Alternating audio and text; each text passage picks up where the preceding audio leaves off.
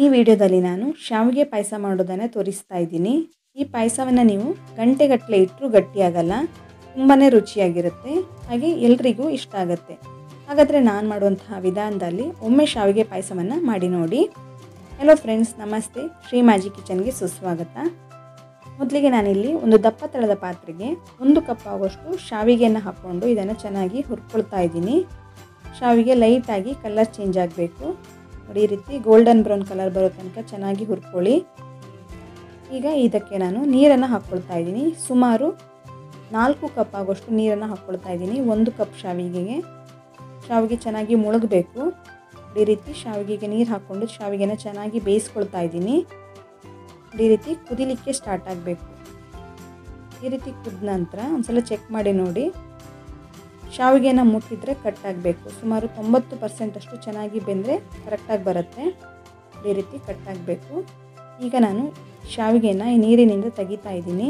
ಈ ನೀರನ್ನು ನಾನು ಉಪಯೋಗಿಸ್ತಾ ಇಲ್ಲ, ಯಾಕಂದರೆ ಶಾವಿಗೆ ಬೆಂದಿರುವಂತಹ ನೀರಲ್ಲಿ ಗಂಜಿ ಅಂಶ ಇರೋದ್ರಿಂದ ಶಾವಿಗೆ ಪಾಯಸ ಅನ್ನೋದು ಗಟ್ಟಿಯಾಗ್ತಾ ಬರುತ್ತೆ. ಹಾಗಾಗಿ ಈ ನೀರನ್ನು ನಾನು ಉಪಯೋಗಿಸ್ಕೊಳ್ತಾ ಇಲ್ಲ, ಬರೀ ಶಾವಿಗೆಯನ್ನು ತೆಗೆದೊಂದು ಪ್ಲೇಟಲ್ಲಿ ಹಾಕ್ಕೊಂಡಿದ್ದೀನಿ. ಈ ನೀರನ್ನು ನಾನು ಬಿಸಾಕ್ಕೊಳ್ತಾ ಇದ್ದೀನಿ. ಈಗ ಬೆಂದಿರೋಂಥ ಶಾವಿಗೆನ ಸೈಡಲ್ಲಿ ಇಟ್ಕೊಂಡಿರ್ತೀನಿ. ಈಗ ಅದೇ ದಪ್ಪ ತಳದ ಪಾತ್ರೆಗೆ ಸುಮಾರು 3 ಅಥವಾ 4 ಟೇಬಲ್ ಸ್ಪೂನ್ ಆಗೋಷ್ಟು ತುಪ್ಪವನ್ನು ಹಾಕ್ಕೊಂಡು ತುಪ್ಪವನ್ನು ಚೆನ್ನಾಗಿ ಕರಗಿಸ್ಕೊಳ್ತಾ ಇದ್ದೀನಿ. ತುಪ್ಪ ಚೆನ್ನಾಗಿ ಕರಗಿ ಬಿಸಿ ಆದ ನಂತರ ಇದಕ್ಕೆ ನಾನು ಸ್ವಲ್ಪ ಡ್ರೈ ಫ್ರೂಟ್ಸನ್ನು ಹಾಕ್ಕೊಳ್ತಾ ಇದ್ದೀನಿ. ನಾನಿಲ್ಲಿ ಗೋಡಂಬಿಯನ್ನು ಹಾಕ್ಕೊಂಡಿದ್ದೀನಿ ಸ್ವಲ್ಪ, ಹಾಗೆ ಸ್ವಲ್ಪ ಬಾದಾಮನ್ನು ಕೂಡ ಸೇರಿಸ್ಕೊಳ್ತಾ ಇದ್ದೀನಿ.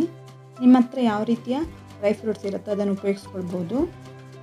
ಇದನ್ನೀಗ ನಾನು ಹುರ್ಕೊಳ್ತಾ ಇದ್ದೀನಿ. ಲೈಟಾಗಿ ಕಲರ್ ಚೇಂಜ್ ಆಗಬೇಕು, ಅಲ್ಲಿ ತನಕ ಹುರ್ಕೊಳ್ಳಿ. ಇದಕ್ಕೀಗ ನಾನು ಸ್ವಲ್ಪ ದ್ರಾಕ್ಷಿಯನ್ನು ಕೂಡ ಹಾಕ್ಕೊಳ್ತಾ ಇದ್ದೀನಿ. ದ್ರಾಕ್ಷಿ ಉಬ್ಬಿ ಬರಬೇಕು, ಅಲ್ಲಿ ತನಕ ಇದನ್ನು ಹುರ್ಕೊಳ್ಬೇಕಾಗತ್ತೆ ನೋಡಿ. ಈಗ ದ್ರಾಕ್ಷಿ ಕೂಡ ಚೆನ್ನಾಗಿ ಉಬ್ಬಿ ಬಂದಿದೆ. ದ್ರಾಕ್ಷಿ ಉಬ್ಬಿ ಬಂದ ನಂತರ ಇದನ್ನು ತೆಗೆದೊಂದು ಪ್ಲೇಟಲ್ಲಿ ಇಟ್ಕೊಳ್ಳಿ. ಜಾಸ್ತಿ ಹೊತ್ತು ತುಪ್ಪದಲ್ಲಿ ಹುರ್ಕೊಳ್ತಾ ಇರಬೇಡಿ ದ್ರಾಕ್ಷಿ ಉಬ್ಬಿ ಬಂದ ನಂತರ. ಈಗ ಅದೇ ತುಪ್ಪಕ್ಕೆ ನಾನು ಸುಮಾರು 3 ಕಪ್ ಆಗೋಷ್ಟು ಹಾಲನ್ನು ಹಾಕ್ಕೊಳ್ತಾ ಇದ್ದೀನಿ. ನಾನು ತೊಗೊಂಡಂತಹ ಕಪ್ಪಲ್ಲಿ 3 ಕಪ್ ಇದೆ.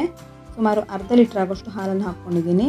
ಹಾಗೆ ಇದಕ್ಕೆ 1 ಕಪ್ ಆಗೋಷ್ಟು ನೀರನ್ನು ಸೇರಿಸ್ಕೊಳ್ತಾ ಇದ್ದೀನಿ. ನೀವು ಬೇಕಾದರೆ ಇನ್ನೂ 1 ಕಪ್ ಆಗೋಷ್ಟು ನೀರನ್ನು ಹಾಕ್ಕೊಳ್ಬೋದು. ಹಾಲು ನೋಡಿ ಈಗ ಚೆನ್ನಾಗಿ ಕುದೀತಾ ಇದೆ. ಹಾಲು ಚೆನ್ನಾಗಿ ಕುದ್ದ ನಂತರ ಇದಕ್ಕೆ ನಾನು ಮೊದಲಿಗೆ ಬೇಯಿಸ್ಕೊಂಡಿರುವಂತಹ ಶಾವಿಗೆಯನ್ನು ಹಾಕ್ಕೊಳ್ತಾ ಇದ್ದೀನಿ ನೋಡಿ. ಈಗ ಶಾವಿಗೆಯನ್ನು ಕೂಡ ಹಾಕ್ಕೊಂಡಿದ್ದಾಗಿದೆ. ಈ ರೀತಿ ಚೆನ್ನಾಗಿ ಒಂದ್ಸಲ ಮಿಕ್ಸ್ ಮಾಡ್ಕೊಳ್ಳಿ. ಈಗ ಇದಕ್ಕೆ ನಾನು 1 ಕಪ್ ಆಗೋಷ್ಟು ಸಕ್ಕರೆಯನ್ನು ಸೇರಿಸ್ಕೊಳ್ತಾ ಇದ್ದೀನಿ. 1 ಕಪ್ ಸಕ್ಕರೆ ಸಾಕಾಗತ್ತೆ. 1 ಕಪ್ ಶಾವಿಗೆಗೆ 1 ಕಪ್ ಸಕ್ಕರೆ ಹಾಕ್ಕೊಂಡ್ರೆ ಪರ್ಫೆಕ್ಟಾಗಿ ಬರುತ್ತೆ. ಹಾಗೆ 1 ಚಿಟಿಕೆ ಆಗೋಷ್ಟು ಉಪ್ಪನ್ನು ಸೇರಿಸ್ಕೊಳ್ತಾ ಇದ್ದೀನಿ. ಸಕ್ಕರೆ ಚೆನ್ನಾಗಿ ಕರಗಬೇಕು. ಗ್ಯಾಸ್ ಫ್ಲೇಮನ್ನು ಮೀಡಿಯಮ್ ಫ್ಲೇಮಲ್ಲಿ ಇಟ್ಕೊಂಡೆ ಈ ರೀತಿ ಪಾಯಸವನ್ನು ರೆಡಿ ಮಾಡ್ಕೊಳ್ತಾ ಇದ್ದೀನಿ ನಾನು. ಇವಾಗ ನೋಡಿ ಸಕ್ಕರೆ ಕೂಡ ಚೆನ್ನಾಗಿ ಕರಗ್ತಾ ಬಂದಿದೆ.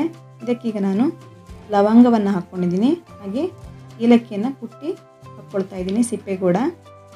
ಸುಮಾರು 4 ಲವಂಗ ಹಾಗೂ 4 ಏಲಕ್ಕಿಯನ್ನು ಹಾಕ್ಕೊಂಡಿದ್ದೀನಿ ಫ್ಲೇವರ್ಗೋಸ್ಕರ. ಈ ರೀತಿ ಚೆನ್ನಾಗಿ ಕುದೀತಾ ಇದೆ. ಸುಮಾರು 5 ನಿಮಿಷ ಚೆನ್ನಾಗಿ ಕುದಿಸ್ಕೊಳ್ಳಿ. ಕೊನೆಯಲ್ಲಿ ನಾನು ಇದಕ್ಕೆ ಡ್ರೈ ಫ್ರೂಟ್ಸನ್ನು ಹುರ್ಕೊಂಡಿದ್ದೀನಲ್ಲ ಅದನ್ನು ಸೇರಿಸ್ಕೊಳ್ತಾ ಇದ್ದೀನಿ. 5 ನಿಮಿಷ ಚೆನ್ನಾಗಿ ಕುದ್ರೆ ಚೆನ್ನಾಗಿ ಬರುತ್ತೆ ಪಾಯಸ. ಪಾಯಸದ ಕನ್ಸಿಸ್ಟೆನ್ಸಿ ಇನ್ನೂ ನೀರಾಗಿ ಬೇಕನ್ನಿಸಿದ್ರೆ ಇನ್ನೂ 1 ಕಪ್ ಆಗೋಷ್ಟು ನೀರನ್ನು ಸೇರಿಸ್ಕೊಳ್ಬೋದು. ನಾನು 3 ಕಪ್ ಹಾಲಿಗೆ 1 ಕಪ್ ನೀರನ್ನು ಸೇರಿಸ್ಕೊಂಡಿದ್ದೀನಿ. ಇವಾಗ ಇದು ರೆಡಿಯಾಗಿದೆ. ನಾನು ಗ್ಯಾಸ್ ಫ್ಲೇಮನ್ನು ಆಫ್ ಮಾಡ್ಕೊಳ್ತಾ ಇದ್ದೀನಿ. ಹಾಗೆ ಇದನ್ನು ಸರ್ವ್ ಮಾಡ್ತಾ ಇದ್ದೀನಿ. ಇದೀಗ ತಣ್ಣಗಾಗಿದೆ.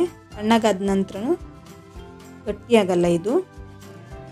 ಹೊತ್ತಿಟ್ಟರು ಕೂಡ ಅದೇ ಕನ್ಸಿಸ್ಟೆನ್ಸಿಯಲ್ಲೇ ಇರುತ್ತೆ, ಕಾಣಿಸ್ತಿರ್ಬೋದು. ತುಂಬಾ ರುಚಿಯಾಗಿರುತ್ತೆ. ಸಿಂಪಲಾಗಿ ಕೇವಲ 10 ನಿಮಿಷದಲ್ಲಿ ಈ ಪಾಯಸನ ರೆಡಿ ಮಾಡ್ಕೊಳ್ಬೋದು. ಗಂಟೆಗಟ್ಟಲೆ ಇಟ್ಟರು ಕೂಡ ಇದು ಗಟ್ಟಿಯಾಗಲ್ಲ. ಒಂದ್ಸಲ ಇದನ್ನು ಟ್ರೈ ಮಾಡಿ ನೋಡಿ, ಹೇಗಿದೆ ಅಂತ ನನಗೆ ಕಮೆಂಟ್ ಮಾಡಿ ಹೇಳಿ. ಫ್ರೆಂಡ್ಸ್, ನೀವೇನು ಶ್ರೀ ಮ್ಯಾಜಿಕ್ ಕಿಚನನ್ನು ಸಬ್ಸ್ಕ್ರೈಬ್ ಆಗಿಲ್ಲ ಅಂದರೆ ಸಬ್ಸ್ಕ್ರೈಬ್ ಮಾಡ್ಕೊಳ್ಳಿ. ಹಾಗೆ ಪಕ್ಕದಲ್ಲಿರುವಂತಹ ಬೆಲ್ಲೈಕನನ್ನು ಪ್ರೆಸ್ ಮಾಡಿ, ಲೈಕ್ ಮಾಡಿ, ಕಮೆಂಟ್ ಮಾಡಿ, ಹಾಗೆ ಶೇರ್ ಮಾಡಿ. ಧನ್ಯವಾದಗಳು.